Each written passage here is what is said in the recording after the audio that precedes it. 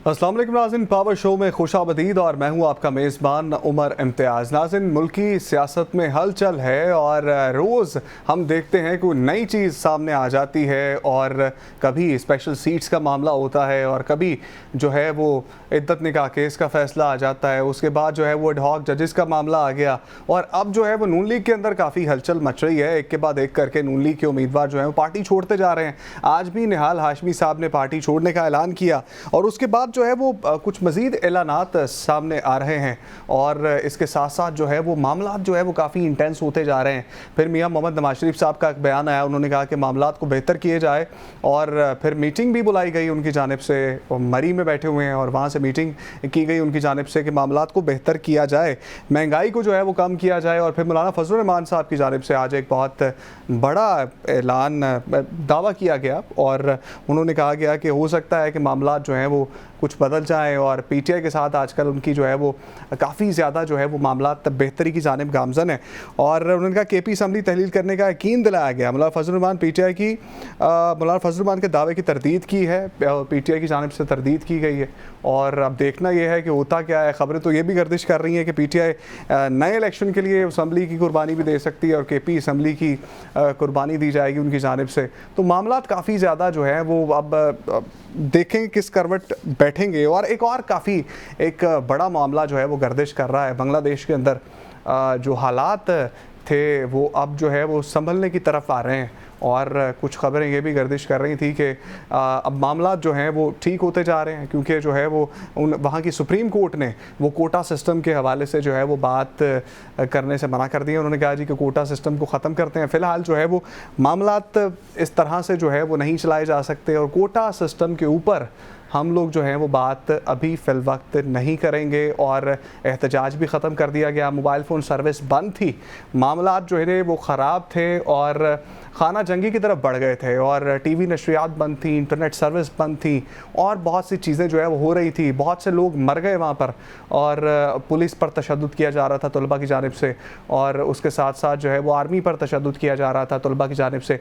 पाकिस्तानी तलबा का भी मामला था जो कि जो है वो ठीक कर लिया गया। कौंसल खाने में पाकिस्तानी तलबा को हिफाजती हिसार में रखा गया, उसके बाद जो है वो टेक ओवर किया गया वहाँ की आर्मी और पुलिस ने। मामला जो है वो कदरे बेहतर होते जा रहे हैं। तो मुल्क की सियासत पर हम बात करेंगे और उसके ऊपर हालात जो है वो देख रहे हैं कि किस तरह से बेहतरी की जानिब जाएंगे। इसके लिए बहुत सी इस्लाहात करने की कोशिश की जा रही है। फिर अता ताड़र साहब की एक प्रेस कॉन्फ्रेंस जिसने भूचाल खड़ा कर दिया कि पाकिस्तान तहरीक इंसाफ के ऊपर पाबंदी लगाई जाएगी और पाबंदी की बातें की गई उनकी जानिब से, जिसको बाद में नून लीग के लोगों ने भी जो है वो काफ़ी हद तक राइट ऑफ किया उनकी इस बात को और कहा गया कि इस तरह से नहीं हो सकता, पाबंदी नहीं लगाई जा सकती। जावेद लतीफ़ साहब ने एक प्रेस कॉन्फ्रेंस की, उन्होंने उस प्रेस कॉन्फ्रेंस में कहा कि मामला जो हैं वो बेहतर नहीं हो सकते इस तरह से अगर हम पाबंदी लगाने की बात करें। फिर वज़ीर दिफा साहब ने, ख्वाजा आसिफ साहब ने कह दिया कि बहुत जल्दबाजी में ये फ़ैसला कर लिया गया कि पार्टी पर पाबंदी लगाई जाएगी, पीटीआई पर ये मामला नहीं होना चाहिए था। फिर पीटीआई की जानिब से बहुत वावेला मचाया गया इस बात के ऊपर कि पार्टी के ऊपर पाबंदी लगाई जानी चाहिए, नहीं लगाई जानी चाहिए। सो ये बात भी काफ़ी ज़्यादा जो है वो अब ज़ेरे बहस रही है। फिर आर्टिकल 6 का मामला अगर हम देखें तो उस पर भी बहुत ज़्यादा जो है वो बात की जाती है आर्टिकल 6 के मामला के ऊपर कि इतना इसको आसान बना दिया गया। किसी भी सियासतदान को हम देखें तो फ़ौरन से आर्टिकल 6 की बात करता है कि आर्टिकल 6 लगा दिया जाएगा, बात को जो है वो मज़ीद बढ़ाया जाएगा। हालांकि इतना बड़ा इस पर सज़ा है लेकिन फिर भी बहुत आसानी के साथ आर्टिकल 6 की बातें जो है वो करना शुरू कर देते हैं। ये समझ से बालातर है मुल्क की सियासत और आवाम जो है वो महंगाई की चक्की में पिसती चली जा रही है लेकिन मामलात को ठीक करने की जानिब लाया ही नहीं जा रहा। आज की डेवलपमेंट ये हुई कि जो मेडिसिन की कीमत थी उनमें एक बार फिर से 25 से 30% इजाफा कर दिया गया और मज़ीद मामला जो है वो गरीब के लिए इंटेंस होते जा रहे हैं।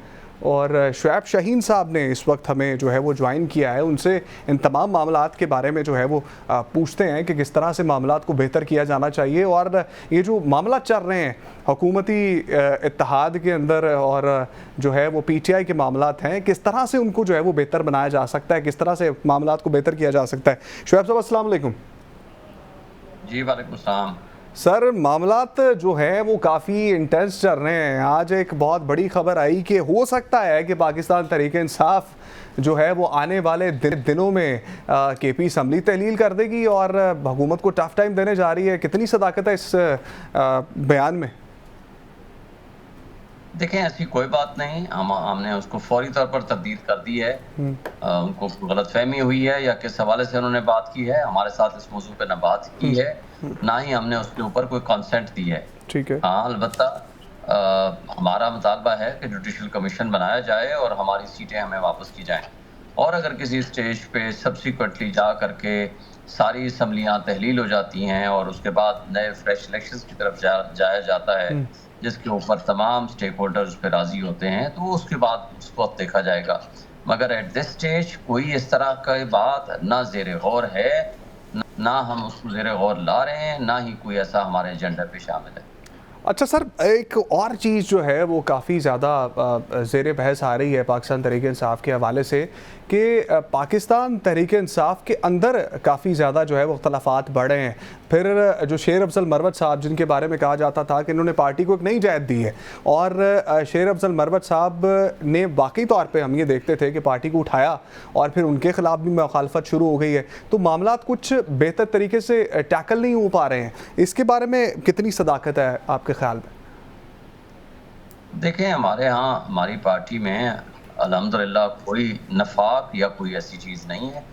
अगर कोई इनडिसिप्लिन करता है, खान साहब कभी भी इनडिसिप्लिन को बर्दाश्त नहीं करते और खान साहब के हुक्म से वो पार्टी की मेंबरशिप से भी उनकी मुअत्तल की है और कोर कमेटी से भी निकाला है और पोलिटिकल कमेटी से भी निकाला है। बाकी पार्टी बिल्कुल मुत्तहद है। मैं कल उठ के कोई खिलाफ बात करूंगा पार्टी की पॉलिसी के और जानबूझ के, या उस पर मैं शर्मिंदगी भी नहीं करूंगा या कोई मैं समझूंगा कि नहीं मैंने दुरुस्त बात की है, तो वो तो पार्टी पॉलिसी की वायलेशन है। फिर कोई क्लब तो है नहीं जिसका जो दिल करे उठ के बोल दे। ये पॉलिसी है और अगर आप पार्टी ने ज्वाइन की है तो आप पाबंद हैं पार्टी पॉलिसी कोड के मुताबिक चलने के। तो मेरा ख्याल है कि इसके अलावा कोई किसी किस्म का कोई अभाव नहीं है, किसी किस्म का कोई तफरीक तकसीम नहीं है। पार्टी है, बड़े बड़े खड़पैंच थे हमारी पार्टी में 9 मई के बाद, वो सारे के सारे हवा में तहलील हो गए। किधर है आज परवेज खटक, किधर है महमूद खान, उस्मान बुज़दार, जहांगीर तरीन, अली खान? आज क्या है उनके हाथ में? कुछ भी नहीं है ना। फवाद चौधरी साहब आ रहे हैं आजकल लाइमलाइट में। जाली तरीके से उनको कुछ लोगों को लाया गया असेंबली में, मगर हकीकी मानों में आज पब्लिक उनको एक्सेप्ट करने को तैयार नहीं है। लिहाजा पार्टी पीटीआई है, उसके लीडर इमरान खान है, हम सब उनके सिपाही हैं और हमारे यहाँ किसी किस्म का इस वक्त जो ये पार्टी यहाँ पहुंची है वो तो यूँ समझें कि आग का दरिया पार करके पहुंचे हुए लोग हैं। जिन हालात में हम यहाँ पहुंचे हैं, तो मेरा नहीं ख्याल कि हमारे यहाँ किसी भी किस्म का कोई अभाव है या कोई अख्तलाफ है। अच्छा शुएब साहब, फवाद चौधरी साहब, जिस तरह से आपने कहा बड़े बड़े खरपैंच आपकी पार्टी में थे और वो 9 मई के बाद सारे जो है वो गायब हो गए। फवाद चौधरी साहब ने फिर से सामने आने की कोशिश की है और बड़े बड़े बयानात उनकी जानिब से आ रहे हैं और फिर ये भी कहा गया कि ये मौजूदा क़यादत जो है ये जो बानी पीटीआई हैं खान साहब, उनको बाहर ही आने नहीं देना चाह रही, क्योंकि सारे तो वकील हैं, सही तरीके से टैकल ही नहीं हो पा रहे केसेस इनसे। तो उनके इस बयान को किस तरह से देखते हैं और फिर आने वाले दिनों में क्या वो शामिल होते नज़र आ रहे हैं इस नए सेटअप के अंदर? देखिए, पहली बात यह है कि जो छोड़ के गए थे मुश्किल वक्त में, उसका फैसला इमरान खान साहब ने जेल से आने के बाद करना है। इस तरह वो पार्टी में नहीं है और खान साहब ने हमें मना किया है कि इन लोगों का जवाब आपने नहीं देना, क्योंकि अगर हम जवाब दर जवाब शुरू हो जाएंगे तो हमारी जो एक स्ट्रेट फॉरवर्ड अपनी पॉलिसीज़ हैं, अपने जो एजेंडा हैं, अपने मकासद हैं, हम उससे पीछे हट जाएंगे। बहरहाल उनकी अपनी एक पर्सनल राय हो सकती है, कुछ भी वो कहते रहें, लेकिन एक बात तय है कि हम इमरान खान के साथ खड़े हैं और इमरान खान इस वक्त पाकिस्तान नहीं पूरी दुनिया के एक मोस्ट पॉपुलर लीडर हैं और इर्रेस्पेक्टिव कि कौन क्या कहता है, अल्हम्दुलिल्लाह पब्लिक हमारे साथ खड़ी है और वो जेल में बैठ के भी आज नैरेटिव भी उसी का बिकता है और कौम उनकी आवाज़ सुनती है। एक तस्वीर उसकी सिर्फ लीक होती है और वो करोड़ों में जाती है, तो यहाँ से आप अंदाज़ा लगा लें कि उनकी पॉपुलरिटी का क्या आलम है। और अगर ये बोने सियासतदान अगर ये समझते हैं उनसे कोई ख़तरा नहीं है, तो जलसों की इजाज़त हमें नहीं दे रहे, तस्वीर और तकरीर उसकी नहीं चला सकते, नाम इमरान खान का नहीं ले सकते, तो और क्या इनको, और फिर ख़तरा किससे है? तो आज उनको मौका देना, बाहर आने दें, उनको मौका दें और इन कठपुतलियों को कहें कि वो भी सामने आ जाएं, तो फिर पता चलेगा कि कौन पॉपुलर लीडर है। अच्छा, आपको क्या लगता है कि एक और चीज़ जो है वो काफ़ी अहम है, जिसके बारे में बहुत लोग बात करते हैं, टॉक ऑफ द टाउन भी कुछ देर के लिए बात बनी रही, कि सारी जो मौजूदा क़यादत है वो वकला की है, और आप भी बज़ाते खुद एक वकील हैं, और जो खान साहब के ऊपर केसेस हैं, PTI के ऊपर केसेस हैं, तो बज़ाहिर तो ये लगना चाहिए था, इतने बड़े बड़े वकला के नाम आपकी पार्टी में थे, तो वो केसेस को इस तरीके से टैकल करते कि मामलात बेहतर होते और खान साहब जल्दी बाहर आ जाते, लेकिन अभी तक तो ऐसा कुछ नज़र नहीं आ रहा। लेकिन पहली बात तो यह है कि सारी लीडरशिप उसमें नहीं है। आप उठा लें, पार्लियामेंटेरियंस भी उठाएं और बाकी भी उठाएं।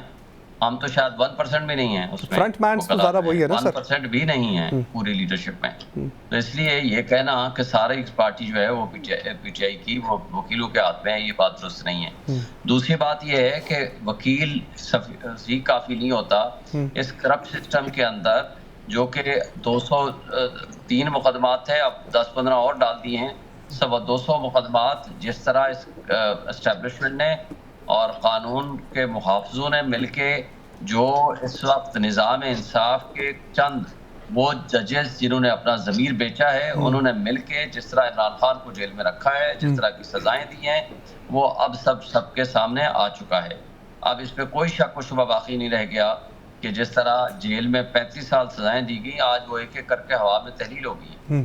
अब सारे मुकदमात में ज़मानत थी और उसके फ़ौरन बाद जो ही उनको बाहर आने के लिए कहा गया, तो वो नैब जो कि खुद करप्शन की आमाजगाह और जड़ बना हुआ है, उसने उठा करके एक और मुकदमा बना दिया और इसी तरह 9 मई के और कुछ मुकदमात बना दिए, लेकिन इंशाल्लाह कुछ ज़्यादा दूर नहीं है उनकी रिहाई, और ये मुकदमात भी हवा में तहलील हो जाएंगे उसी तरह जिस तरह बाकी मुकदमात के साथ हुआ है। अच्छा, किस तरह से देख रहे हैं आने वाले दिनों में मामला जो हैं वो आपके हक में नज़र आते हैं आपको कि मुफाहमत की तरफ आएंगे, कोई बात होगी आपस में, मेल बैठ के मिडल कोई रास्ता निकालेंगे, मुफाहमत की बात की जा सकती है?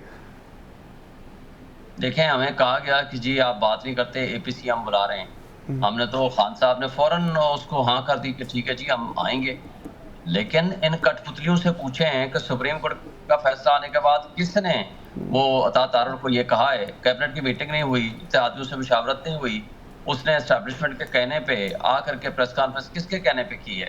कौन सा नया वाक़या हुआ है जिसको बुनियाद बनाकर इन्होंने ये बकवास की है? ये सारी की सारी चीज़ें नज़र आती हैं कि ये कठपुतली हैं, ना इनके पास कोई अख्तियार है, ना इनके पास इक़्तिदार है। जो एस्टैब्लिशमेंट इनको कहती है, ये वो डुगडुगी में जाते हैं और ये नाचना शुरू कर देते हैं। ये इनका तर्ज़ अमल है, इसलिए हम इनसे बात नहीं करते। अच्छा, यहाँ पर एक और चीज़ है, इनको ये ऑथोराइज्ड नहीं है, इनके पास अख्तियार ही नहीं है। एस्टैब्लिशमेंट जो है जिस तरीके से इनको चला रही है, इस वक्त हमारा एक ही मुतालबा है कि वो वापस अपनी सरहदों की हिफाजत करें, वो सियासत से बालातर हो जाएं, सियासत में इन्वॉल्वमेंट ना करें। अच्छा, और हमारी जो 2/3 मेजॉरिटी की सीटें हम जीते हुए हैं वो हमें वापस करें और इस मुल्क के हकीकी नुमाइंदों के हाथों में मुल्क दें, ताकि इस मुल्क में जो माशी दहशतगर्दी हो रही है उसको ख़त्म किया जाए। शुएब साहब, आपने देखा दुबई लीक्स में $12.5 बिलियन के प्रॉपर्टीज आई हैं, कौन उसमें मुलव्वस हैं? नवाज शरीफ की फैमिली, जरदारी की फैमिली, राव अनवार उल हक, मरियम नवाज, मोहसिन नकवी, साबिक जरनैल, और उनकी क्यों नैब किधर सोया हुआ है? क्यों नहीं देखता? किधर है आज ISI और MI? वो क्यों नहीं इस पे इन्वेस्टिगेट? अच्छा सर, सीन ये है कि तरफ देखें, गंदम स्कैंडल में अनवार उल हक, काकर, मोहसिन नकवी, शहबाज शरीफ, ये सारे उसमें मुलव्वस हैं। जब हनीफ अब्बासी ने कहा कि जनाब आप इसमें पैसे खा चुके हैं, वो एक चोर दूसरे चोर कहता है नहीं मैंने फॉर्म 47 की बात की, वो ये नहीं कहता कि मैंने नहीं खाए, वो कहता है फॉर्म 47 की बात की तो आप मुंह दिखाने के काबिल नहीं रहेंगे। अच्छा, एक और चीज यहाँ पे, अगर वो सेटलमेंट की बात करते हैं, सवाल ले लीजिए, बात कर दिया है इन्होंने, सवाल ले लीजिए, आम आदमी की जिंदगी को, आज हम बिजली का बिल कोई एक आम आदमी नहीं दे सकता, ठीक है, मिडिल क्लास को लोअर मिडिल क्लास में चला गया, आधी आबादी सतह गुर्बत के नीचे चली गई है, इनको एहसास नहीं है। और अगर इनको एहसास होता तो इन कठपुतलियों के हवाले हमारी जो मुल्क का इक़्तिदार है, वो भागदौड़ है, वो ना देते, क्योंकि इन्होंने पहले भी करप्शन की है, अब भी करेंगे। ये मनी लॉन्ड्रिंग का पैसा यहाँ से लेके बाहर चले जाएंगे। तो मुझे बताएं कि इस मुल्क में कैसे कौन इन्वेस्टमेंट लेकर आएगा? सर सवाल ले लीजिए। अपने पैसे अपने तो नहीं है, खैर मनी लॉन्ड्रिंग के हैं, मुल्क से बाहर पड़े होंगे। वो जब अपने मुल्क को तो इस काबिल नहीं समझते कि यहाँ अपनी इन्वेस्टमेंट यहाँ लेकर आओ, और तुम जो है लोगों को कहते हो कि जी यहाँ इन्वेस्टमेंट लेकर आओ। SIFC बनी थी, क्या रिजल्ट आया आज? आज पंजाब के किसानों का 800 अरब रुपए का नुकसान हुआ।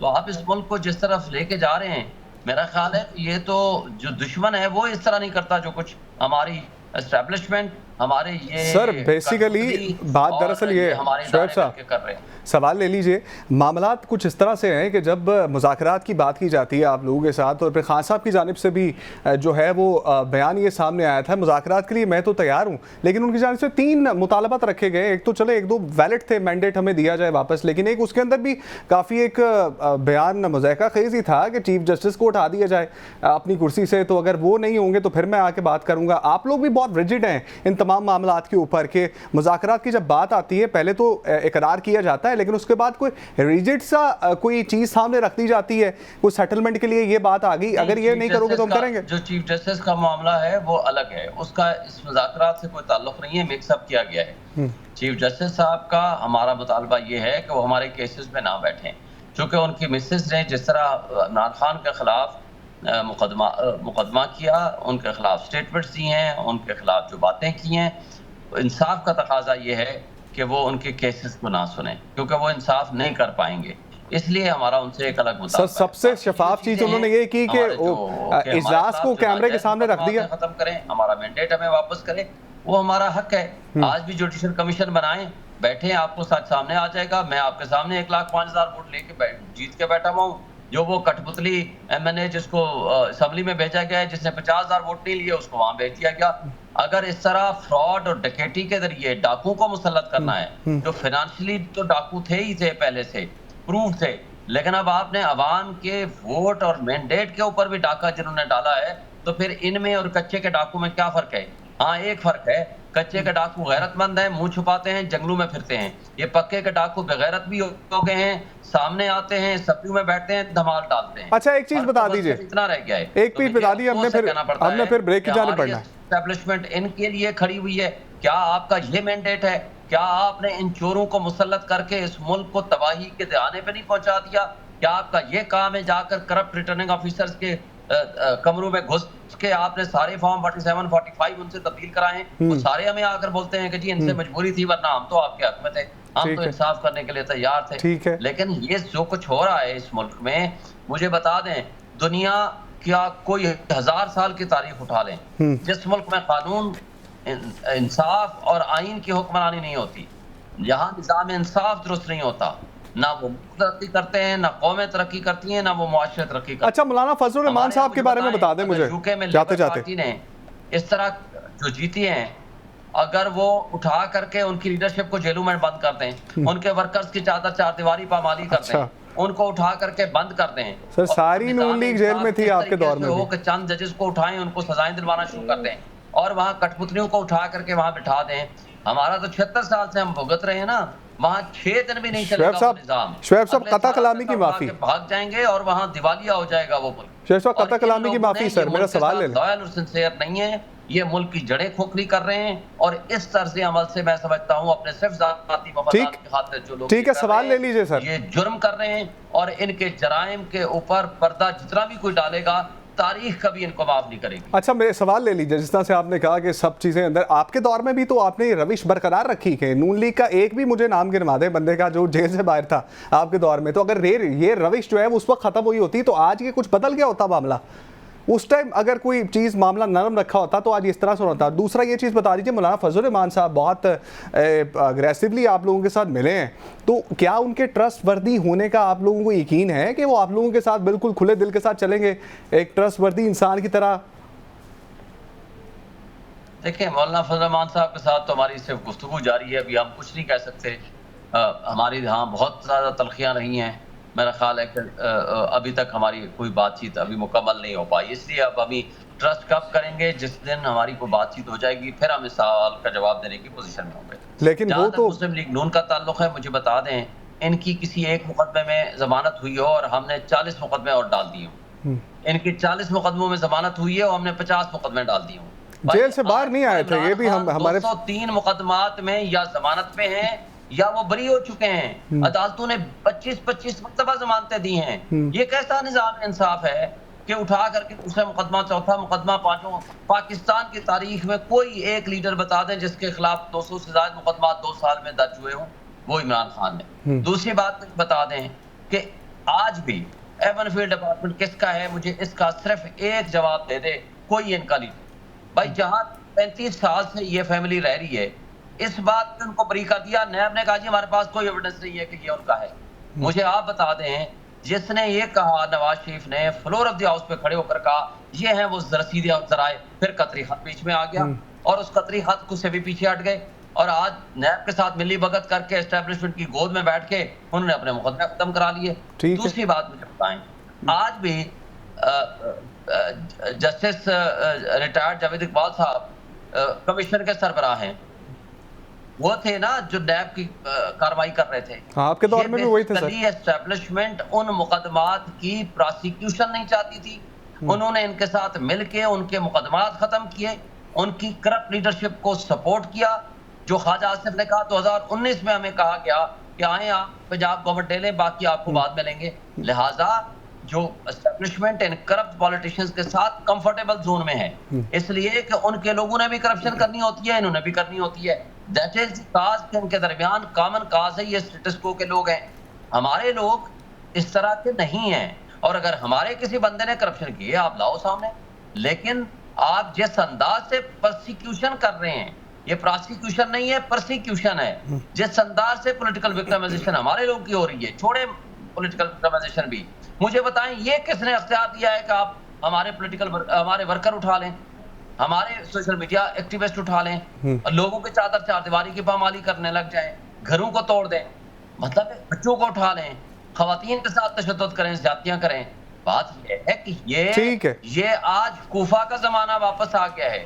ये यजीदियों से भी बदतर लोग हैं। ये वो लोग हैं कि जो आज मकबूजा कश्मीर में जो कुछ नहीं हो रहा वो यहाँ ये कुछ कर रहे हैं। बहरहाल सर, आपके दौर में वो कहते थे कि ये लोग इस तरह से कर रहे हैं। यूनाइटेड नेशंस के वर्किंग ग्रुप ने जो कुछ रिपोर्ट दी है, उसके बाद इनको शर्म और हया नहीं आती कि ये वो अपनी हरकतें फिर भी वही जारी रखे हुए हैं।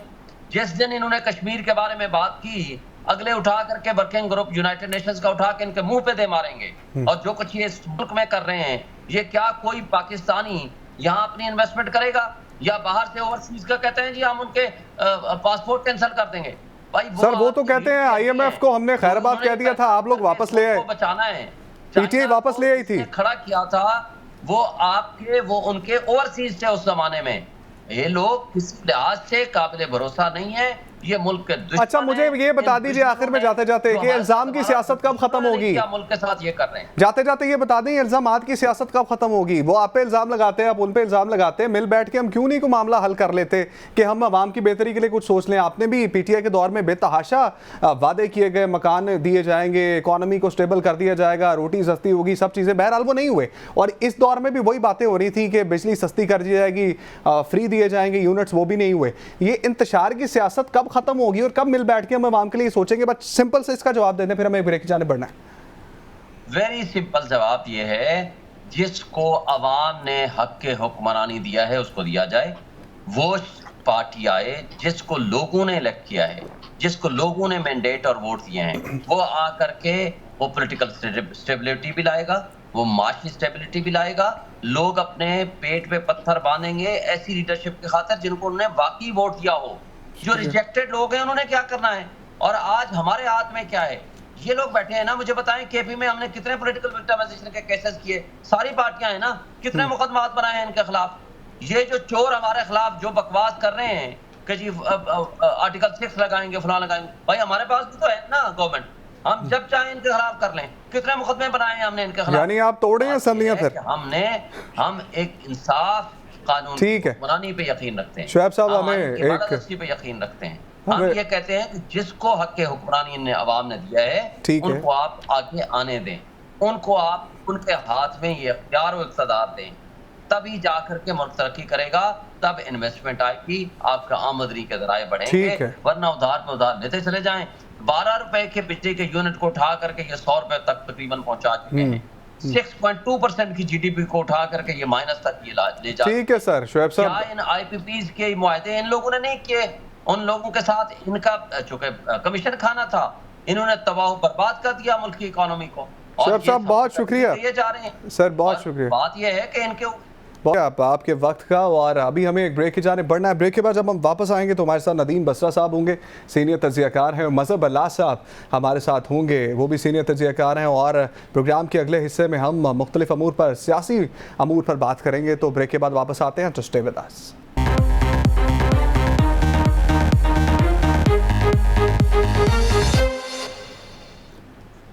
Welcome back ji. ब्रेक के बाद एक बार फिर से आपको खुश आमदीद कहते हैं पावर शो में। और ब्रेक से पहले हम बात करते हैं शुएब शाहीन साहब से। और बहुत सी बातें उन्होंने की, कुछ में इख्तलाफ भी था हमें और कुछ का जवाब उन्होंने नहीं भी दिया, लेकिन कुछ बातें उन्होंने की रेलेवेंट थी, कुछ इररेलेवेंट भी थी। तो इस पर बात करने के लिए हमारे साथ जो है वो स्टूडियोज़ में भी मौजूद हैं। नदीम बसरा साहब हैं हमारे साथ, और उसके साथ हमारे साथ मज़हब अल्लाह साहब भी से कुछ देर बाद हमें ज्वाइन करेंगे। बसरा साहब, अब जिस तरह से फर्स्ट हाफ भी आप भी हमारे साथ मौजूद थे, और बताइएगा कि मामलात अब किस तरह से देखते हैं। आज एक बहुत बड़ी डेवलपमेंट हुई, बहुत बड़ी खबर आई है कि नून लीग भी ये बात कर रही है, और फिर फजलुर रहमान साहब की जानिब से भी ये बात सामने आई कि हो सकता है कि केपी असम्बलियाँ डिसॉल्व कर दी जाएं और मामलात जो है वो फिर इंटेंस हो जाएंगे। वैसे मुझे सवाल में ही मैं जवाब भी अपना भी दे देता हूँ नुक्ता नज़र कि मुझे लग नहीं रहा, अगर ऐसा हो रहा होता तो वो बहुत पहले अपने दौर में जब थी वो कर लेते, क्योंकि कुर्सियों से सबको प्यार है, उनको भी बहुत ज़्यादा प्यार है। आपका ख्याल में क्या है? बिस्मिल्लाहिर्रहमानिर्रहीम जी, बहुत शुक्रिया उमर साहब। मैं आपका प्रोग्राम पहले से मैं देख भी रहा था और सुन भी रहा था।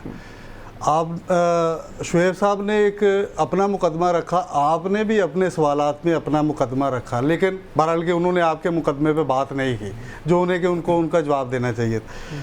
मौजूदा सूरत हाल में देखें कि इस वक्त जो पाकिस्तान के अंदर सियासी सूरत हाल है वो बड़ी नाजुक है। हमारे एक दोस्त कहते हैं कि पाकिस्तान की सियासत जो है ना बड़ी बारीक सी है और इसकी बड़ी जो सेहत है कमज़ोर है। थोड़ी सी आवाज़ चले तो फौरी नज़ला हो जाता है, ज़ुकाम हो जाता है, बुखार हो जाता है। लेकिन पाकिस्तान की सियासत मजबूत भी बड़ी है। अब जो बात चल रही है कि पाकिस्तान के अंदर सियासी गहमा गहमी के अंदर होने क्या जा रहा है, मेरा अपना एक मानना है और मेरा जो लोगों से बात होती है, पॉलिटिशियन से बात होती है और भी लोगों से बात होती है, असम्बलियाँ तहलील नहीं हो रही। ना KPK की असम्बली तहलील हो रही है, ना वफाक की हो रही है, ना शहबाज शरीफ साहब इस्तीफ़ा दे रहे हैं, ना किसी और ऑप्शन पे गौर कर रहे हैं। पाकिस्तान के अंदर सियासी सूरत हाल इसी तरह होती है और ये इसी तरह चलती है। शुएब शाहीन साहब ने एक बात की थी कि हमारी पार्टी के अंदर जो खड़पैंच थे वो आए थे और चले गए। देखिए, बात यह है कि खड़पैंच उनकी पार्टी के अंदर आए नहीं थे, खड़पैंच उनकी पार्टी के अंदर लाए गए थे। और वो खड़पैंच किसी इससे पहले किसी और सियासी जमात में नहीं थे, ऐसा भी नहीं है। वो सियासी जमातें छोड़ के ही आए थे, लेकिन उस वक्त की जो PTI थी उसकी सूरत हाल और थी, इसलिए उन्होंने अपनी सियासत को बचाने के लिए अपने आप को अलहदा किया। और बात जहाँ पे आ जाएगी कि मौजूदा जो सियासी सूरत हाल है ये किस तरफ जा रही है। देखें, अगर PTI का ये दावा है कि असम्बलियाँ इस वक्त बड़ी कमज़ोर हैं, तो इन्हीं असम्बलियों ने बजट भी पास किया है और इन्हीं असम्बलियों ने बजट, जिसे कह रहे हैं कि यही लोग मौजूद थे असम्बलियों के अंदर, अगर ये अपना पावर शो वहाँ पे करते PTI के लोग जो उस वक्त सुन्नी इत्तेहाद कौंसिल के थे, तो ये उनको मंजूर ना होने देते। बहाल के उन्होंने इसको बजट को मंजूर किया। और इसके अलावा चीफ जस्टिस ऑफ पाकिस्तान काजी फाइज ईसा साहब उस पर बात कर रहे हैं कि वो मुकदमा में ना बैठे। भाई, आप अपना मुकदमा जो लेके गए थे वो सुन्नी इत्तेहाद कौंसिल वाला था। PTI को पार्लिमानी जो जमात है वो बनाने वाले काजी फाइज ईसा साहब हैं। आप उन पे अब अदम एतमाद कर रहे हैं। ऐसा नहीं होता है कि पाकिस्तान के अंदर तमाम सियासी जमातों की आरा से पाकिस्तान के अदारे और पाकिस्तान की जो आला अदलिया है वो मुत्तफिक हों। इसी तरह जो भी पाकिस्तान के अंदर सियासी जमात आई है उन्होंने अपना स्लोगन दिया। जो ऑल पार्टीज़ कॉन्फ्रेंस की बात करते हैं, मुझे बताएं, आज ये बात करके गए कि ऑल पार्टीज़ कॉन्फ्रेंस होनी चाहिए, तो उस वक्त जब केयर टेकर सेटअप के बाद जब 18 माह की हुकूमत आई है, जब उस वक्त PTI और हुकूमती इक़्तिदार में लोग जो इत्तेहादी थे उनसे मुज़ाकरात हो रहे थे, उस डायलॉग से कौन बाहर आए? PTI वाले बाहर आए। भाई, बात यह है कि PTI वाले कहीं भी ग्रैंड डायलॉग के हक़ में नहीं है। और इस वक्त मुल्क को ज़रूरत है, जो इस वक्त मुआशी सूरत हाल बनी हुई है, इस बमर से निकलने के लिए तमाम पार्टियों का एक जगह एक प्लेटफार्म पे बैठना बहुत ज़रूरी है। और मौलाना फजलुर रहमान साहब की बात आपने की, उन्हें भी किसी ने कान में ज़रूर कहा होगा कि मौलाना साहब अगर आप थोड़ा सा इशारा करेंगे तो हम ये कर देंगे। मौलाना फजलुर रहमान साहब कच्ची गोलियां नहीं खेलते। वो पाकिस्तान में पाकिस्तान बनने के बाद उनके वालिद साहब और उसके बाद उन्होंने ख़ुद अपने वालिद साहब से एक मजहबी तरबियत भी ली है, सियासी तरबियत भी ली है। लिहाजा कभी भी उनके बयान को शेख रशीद साहब वाले बयानात से आप मुकाबला नहीं कर सकते। उनसे किसी ज़िम्मेदार आदमी ने ये ज़रूर कहा होगा कि इस ऑप्शन पे हम गौर कर सकते हैं, इसलिए उन्होंने ये बात की है। और बाकी आ जाए कि इस वक्त होगा क्या, आगे क्या बनेगा। देखिए, मैंने आपको पहले भी बताया कि आपने बहुत अच्छे सवाल जो उनसे किए, वो उनसे जिसे कह लें उन्होंने थोड़ा सा ना किनारा कशी की है। पाकिस्तान के अंदर इस वक्त पार्लियामेंट मौजूद है, गो के पार्लियामेंट, मैं इससे पहले भी आपके प्रोग्राम में कह चुका हूँ कि वहाँ पे उनकी सूरत हाल ज़रा कमज़ोर सी पार्लियामेंट है, लेकिन इस कमज़ोर पार्लियामेंट ने बजट भी पास कर लिया है। सबसे अहम बात मौजूदा हुकूमत पे, अगर हमारे मुल्क के अंदर बजट पास हुआ है तो लोग कहते हैं, पॉलिटिशियन कहते हैं, जो नक़ाद हैं वो कहते हैं, दानश्वर कहते हैं कि ये IMF ने बजट दिया है और IMF के कहने पे बजट बना है। भाई IMF ने आपको अगले मुआहदों के लिए भी रजामंदी कर दिया है। इसका मतलब यह है कि आलमी मालियाती इदारे का पाकिस्तानी हुकूमत पे एतमाद बरकरार है। उसको आप किसी तरीके से भी जो है ना वो नहीं कह सकते, साइड पे नहीं कर सकते। बाकी रहेगी बात के किन्होंने जाके असम्बलियाँ तोड़नी है।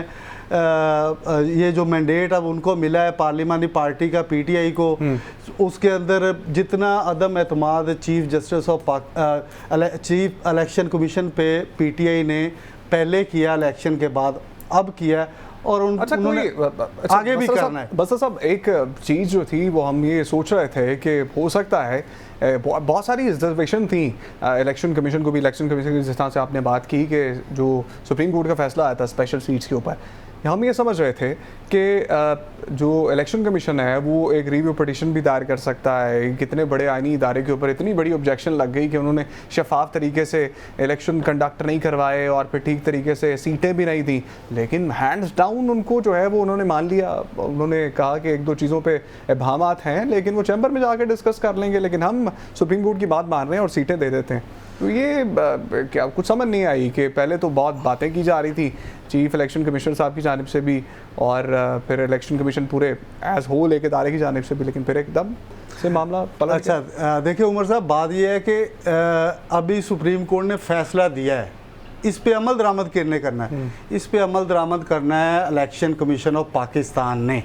लिहाजा जो जिसे कह रहे हैं इस time supreme authority, supreme court के बाद जिसने, देखिए सुप्रीम कोर्ट का काम है कि उन्होंने एक जजमेंट फैसला दे दिया, अब अमल दरामद उस पर होगा।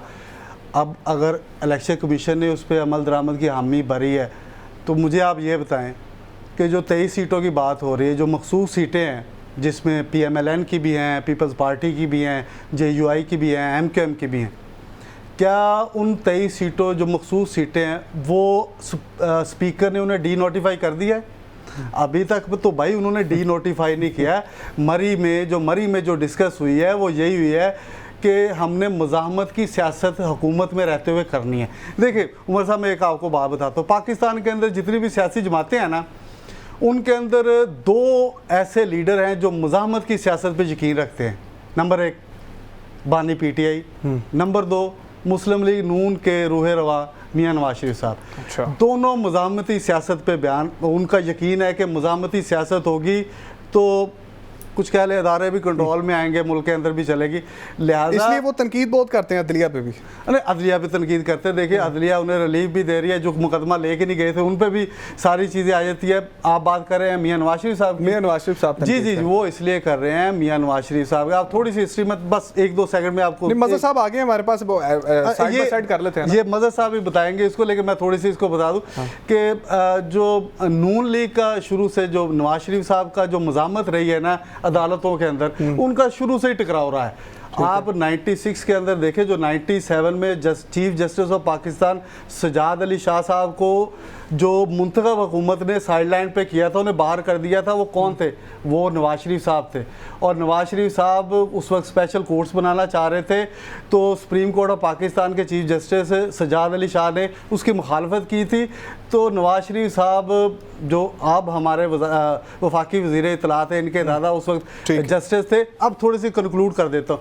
वो ले गए इस पिटीशन को जो है वो ले गए हैं पेशावर कोयटा रजिस्ट्री ब्रांच में ले गए। वहाँ जस्टिस अरशाद ने chief justice of Pakistan Sajjad Ali Shah की तकर्री को गैर आइनी करार दिया, तो इसलिए उस वक्त नवाज शरीफ ने उन्हें साइड पे कर दिया था। उन्होंने वो शुरू से जो है वो इन अदालतों पे जो है ना उनकी मुज़ामत रहती है। ठीक है, मुज़ामत रहती है। मज़हब अलाज साहब ने हमें ज्वाइन किया है। मतलब क्या आपको लगता है कि सबसे पहले तो खुशामदीद कहेंगे आपको, भूल गया था, और अभी बताइएगा कि क्या तहरीक इंसाफ फिर केपी असम्बलियाँ तहलील करने जा रही है, जिस तरह से आज एक मज़ीद ये बहस छिड़ गई है कि आने वाले दिनों में तहरीक इंसाफ जो है वो असम्बलियाँ तहलील कर देगी और नए इलेक्शन करवाने के लिए अपनी असम्बली की कुर्बानी देगी। आपको लगता है ऐसा हो सकता है आने वाले दिनों में? नहीं, मेरा ख्याल है ऐसा नहीं होगा। अलबत्ता नए इलेक्शन की बातें हो रही हैं। तो देखिए, बड़े सियासतदान इस वक्त नए इलेक्शन की बातें कर रहे हैं। उसमें मौलाना फजल रहमान है और बानी चेयरमैन पीटीआई है। तो उनका ये कहना है कि चूंकि ये इलेक्शन इस कदर गैर शफाफ थे, इसमें इतने इतराज़ात हो चुके हैं कि कौम को फ्रेश मैंडेट की जरूरत है। ठीक है। तो इसमें मेरा ख्याल है जीडीए का भी मौक़िफ़ यही है, जमात इस्लामी का मौक़िफ़ है। तो मुल्क की बड़ी सियासी जमातों का मौक़िफ़ यही है कि नए इलेक्शन हो। अब ये जो लोग इक़्तिदार में इस वक्त बैठे हुए हैं, अभी मैं गुफ्तगू सुन रहा था नदीम साहब की, गुजारिश ये है कि ये सबको पता है कि 8 फरवरी को कौन जीता था और 9 फरवरी को किसने मैंडेट रोंद के किसको जितवा दिया था। मियां नवाज शरीफ साहब की ये बातें तो नदीम साहब ने बताई कि वो कोयटा रजिस्ट्री गए, अतात आरड़ के दादा, वो काश ये भी बता देते कि उस वक्त ब्रीफ केसों के चक्कर भी थे। तो मियां साहब तो हमेशा सिस्टम को खरीद के आगे चलते हैं। मुझे याद है कि इन्होंने हमेशा इलेक्शन खरीदे। मोहतरमा बेनज़ीर भुट्टो वाइट पेपर शाया किया करती थी इनके खिलाफ, और इन्होंने इस तरह इलेक्शन खरीदे कि 90 का इलेक्शन भी खरीद लिया, और 88 में तो इन्होंने सूबाई तासब का मुजाहरा किया और जाग पंजाबी जाग के नारे लगाए। और 97 में आप देखिए कि पीपल्स पार्टी जैसी बड़ी पार्टी को 17 सीटों तक महदूद किया।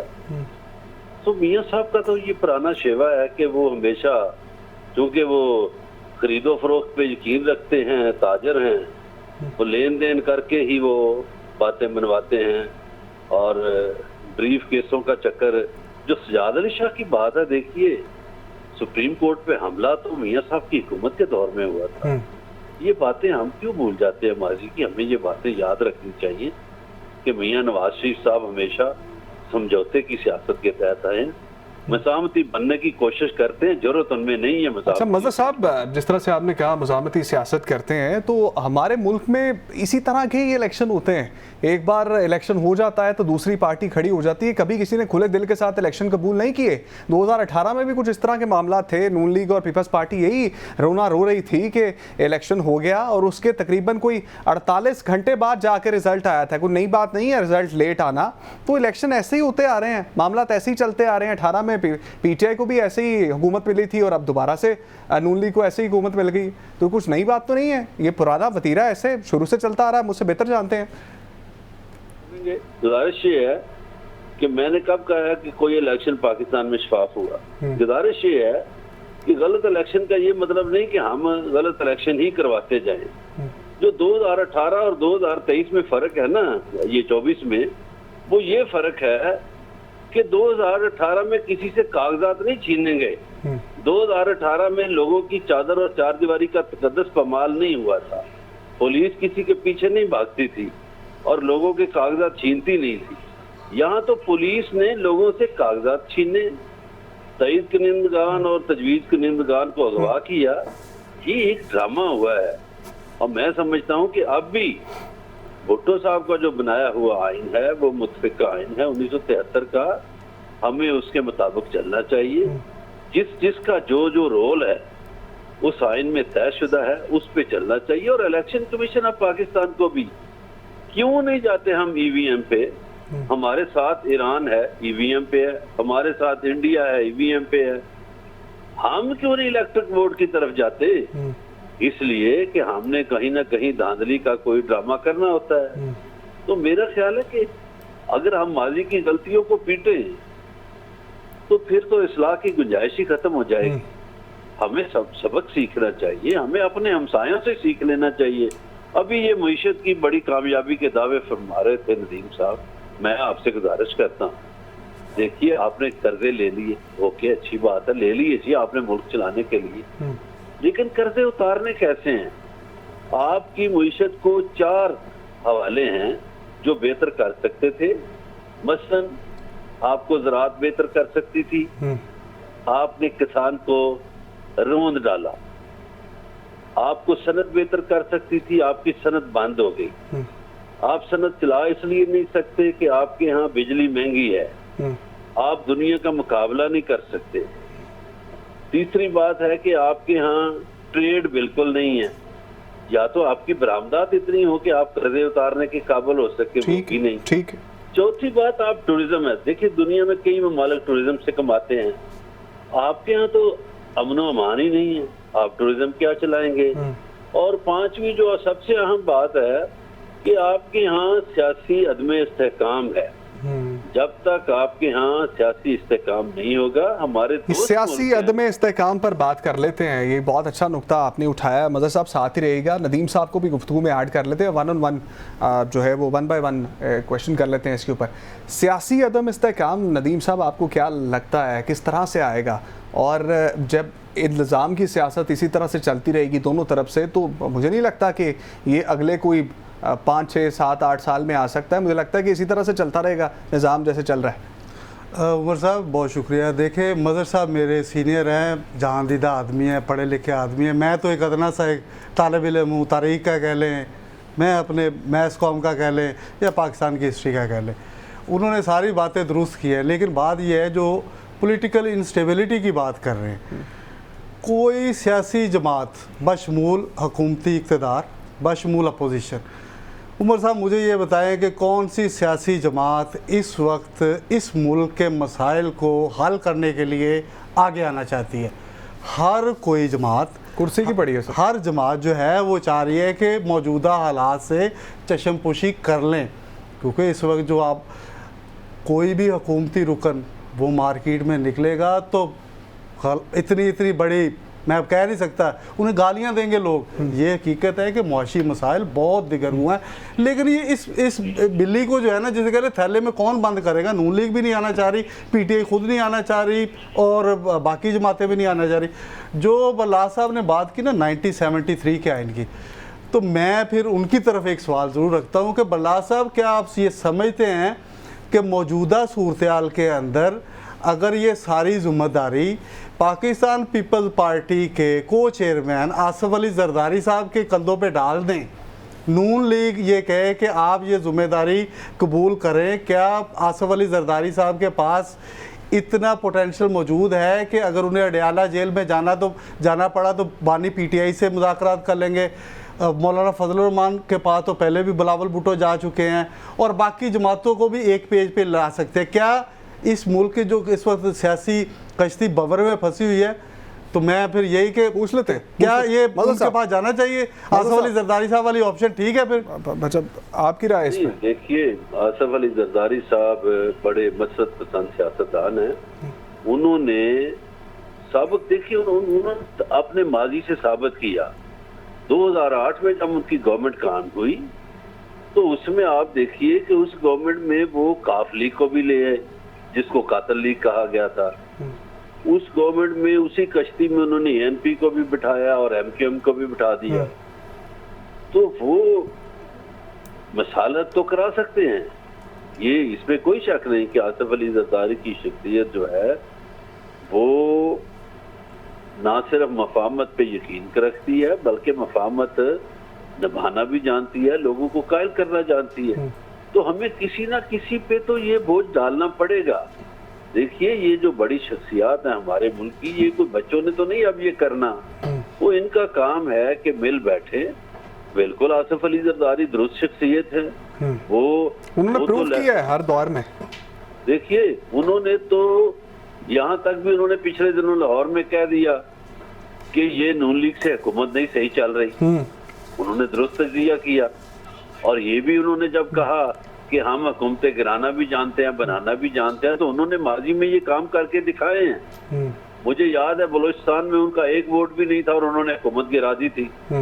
तो आसिफ अली जरदारी सियासी लिहाज से तो बहुत आगे हैं और वो बातचीत करना जानते हैं। उनको ये बिल्कुल जिम्मेदारी लेनी चाहिए। वो सदर मुमलिकत है, सुप्रीम कमांडर हैं और उनकी बात लोग सुनेंगे भी, वो कायल करने की कोशिश भी कर लेंगे, उनकी बात लोग मानेंगे भी। मतलब साहब वक्त की कमी है, आखिरी 4-5 मिनट हमारे पास रह गए। एक बहुत बड़ी डेवलपमेंट आज हुई है, बल्कि 1-2 दिन से हो रही है, पिछले कुछ हफ्ते से हो रही है कि नून लीग के लोग पार्टी छोड़ते जा रहे हैं। उन लोगों के बारे में जो लोग हम समझते थे कि पार्टी नहीं छोड़ सकते, वो भी पार्टी को छोड़ते जा रहे हैं। और आज आसिफ करमानी साहब ने भी पार्टी छोड़ दी और फिर उन्होंने कहा कि मियाँ साहब सब अच्छा नहीं चल रहा, 1-2 दिन तक मैं, कुछ दिनों तक मैं बात करूंगा, फिर बताऊंगा कि सब अच्छा था, कैसे था, किस तरह से नहीं था। ऐसा क्यों हो रहा है, आपको क्या लगता है? पहले आपका वर्डिक्ट इस पे लेंगे तो फिर आएंगे नदीम साहब की तरफ। तो मुझे बताइएगा किस तरह से मामला चल रहे हैं नून लीग के अंदर, क्योंकि अपने ही लोग छोड़ते जा रहे हैं। साबिक वज़ीर आज़म छोड़ गए, फिर साबिक वज़ीर ख़जाना छोड़ गए, अपनी पार्टी बना ली, एक एक करके सारे जाते जा रहे हैं। सब गुजारिश ये है कि इस मुल्क में इस वक्त 80% लोग वो बसते हैं जिनकी आमदनी 30,000 से कम है। यानी 24 करोड़ का मुल्क है और उसमें 20 करोड़ लोग वो हैं जिनकी आमदनी 30,000 से कम है। बिल्कुल ठीक। अब पीडीएम का पार्ट फर्स्ट हो या मौजूदा दौर हो, उसमें हुकूमत तो नून लीग की है, पीपल्स पार्टी की तो नहीं है। पीपल्स पार्टी को तो हम इल्जाम नहीं दे सकते। तो अब नून लीग जो है वो लोगों में जाने के काबिल नहीं रही। आप देखिए कि जिस मुल्क में 20 करोड़ लोगों की आमदनी 30,000 से कम हो, इतने ज्यादा आप गैस और बिजली के बिल दे रहे हो, महंगाई इस कदर खौफनाक हो, बेरोजगारी का सैलाब हो, लोग खुदकुशियां कर रहे हो, लोगों की सनते मानो। देखिए ताजरों ने भी कल कह दिया कि या तो आप 40 खानदान पाल लें या फिर 24 करोड़ लोगों का सोच लें। गौर एजाज साहब का कहना आप ऐसे ही समझते हैं?